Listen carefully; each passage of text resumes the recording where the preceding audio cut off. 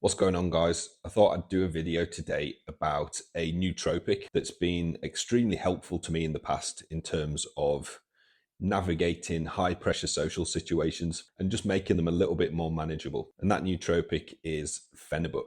So Phenibut is a GABA B agonist, and it acts on the same receptors in your brain as alcohol does and promotes an anxiolytic effect and pro-social behavior. Where it differs from alcohol, though, is it doesn't come with the same side effects. There's no liver damage and there's no sloppiness. And what I mean by sloppiness is that with alcohol, your motor functions are impaired and your cognitive abilities are affected.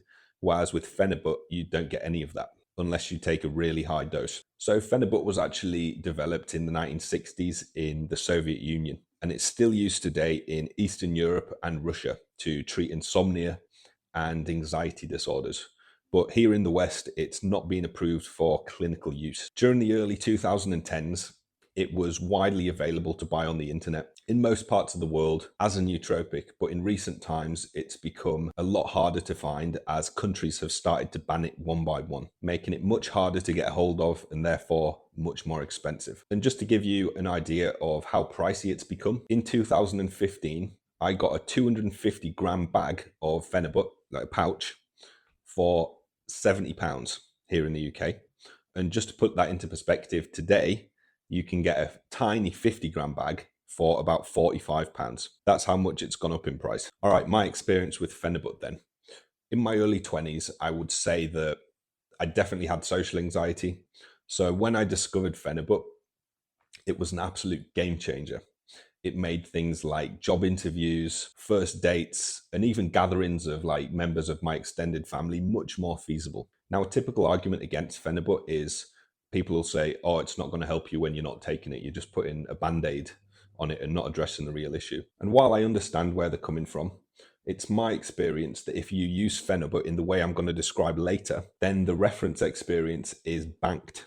So in future, those same sources of anxiety will be much more manageable, even when you're not taking Phenibut, because you've had the necessary exposure therapy. So I think of it more as a tool, almost like putting headgear and pads on when you're sparring and learning to fight. So what does Phenibut actually feel like when you take it? In a sentence, I would describe it as alcohol without the sloppiness. You're still you, but the social barriers that would normally stifle you have been greatly broken down. And you'll find it much easier to relax into social environments that would normally cause you a little bit of stress and anxiety. And I would say that anxiety is typically reduced by as little as 30% to as much as 70%. So it's very significant. So your mind's no longer looping on stimulus from the external environment that would normally give you anxiety and put you in your head like, oh, what's that person think of me? Or, what are those two guys looking at me over there for? Stupid shit like that would just normally stifle you, put you in your head. You'll find it much easier just to relax and be present. Now, at low and moderate doses, there's no perceptual alterations aside from a little bit of drowsiness, which can be offset by caffeine, and a reduction in anxiety. At higher doses, it can produce a mild to moderate euphoria when doing things like working out and listening to music. And I've heard it compared to a low dose of MDMA. So how do we use Phenibut properly then? Because it's definitely a substance that can be abused, and therefore it does require a certain level of respect. Now, for that reason, you should deploy it tactically. It sounds like I'm talking about a weapon system or something, but what I mean is use it as a tool where it's needed and not something just to take for the sake of it. So off the top of my head, first dates, job interviews, public speaking events, important social gatherings, anywhere that would normally cause you a little bit of anxiety to the point where you would be socially stifled. That's where Phenibut is really going to shine. All right, let's talk about dosing. You want to be taking it on an empty stomach, ideally, because any food can dilute the absorption of it. And you can eat about an hour afterwards because at that point it should be fully absorbed anyway. And I'd say if it's your first time, don't exceed 250 milligrams. It should go without saying, if you've never tried a substance before, it's always best to baby step your way in. So 250 milligrams, if you had a neutral or positive experience, then you can gradually increase the dose. A low dose, I would consider 250 to 500 milligrams, a moderate dose, 500 to 1,000 milligrams, and a high dose, 1,000 to 2,000 milligrams. Also, after you can take 50 to 200 milligrams of caffeine, it synergizes very well with Phenibut. because it can offset some of the drowsiness. A quick note too, if you're taking a moderate and high dose of Phenibut and you get little to no effect, then you could be taking too much caffeine. This is because caffeine puts your nervous system in a sympathetic state, which is counter to what we're trying to achieve with Phenibut. All right, when to take it. So Phenibut takes a notoriously long time to kick in. So you want to really take it hours in advance of when you want the desired anxiolytic effects. And this also depends on how empty your stomach is. So a good guideline I like to follow is if you have an empty stomach, take it 60 to 90 minutes before you want the effects. If your stomach's partially full, 2 hours before you want the effects. And if you've just eaten, 3 hours. The Phenibut itself has about a 5-hour half-life. I just want to talk about use versus abuse too, because it's quite easy to abuse Phenibut, and there's countless horror stories of people on Reddit, abusing it and getting horrible side effects and withdrawals. And it's the same thing every time. People start off using it, they get a good effect, and they end up chasing those effects. And because the tolerance to Phenibut builds up so quickly, they end up using more and more. And before they know it, they've become addicted and dependent.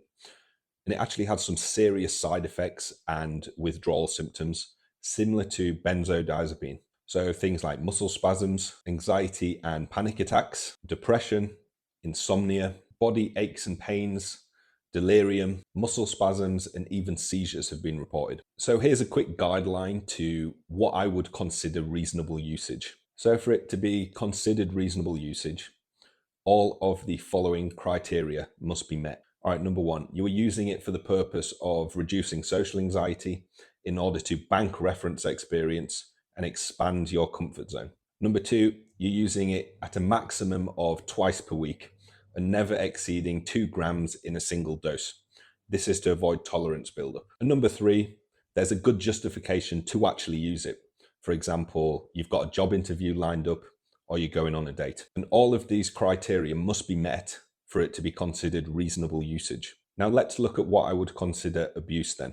Number one, use with no purpose or justification. Number two, using it more than twice a week, running the risk of a tolerance buildup and a need for escalation in dose. And number three, using more than 2 grams in one given dose, running the risk of some of the more extreme side effects. And I'd say that any one of those would be considered abuse, which leads us onto the potential side effects of Phenibut then. Now, although it's tolerated at moderate doses by the vast majority of people very well, the higher you go, the more likely you are to run into issues. Such issues include heavy sedation, nausea, dizziness, and even seizures have been reported. So I wouldn't recommend taking a high dose and trying to drive or something. That's just putting your own life and maybe the lives of others at risk. Phenibut is something that's helped me immensely in the past.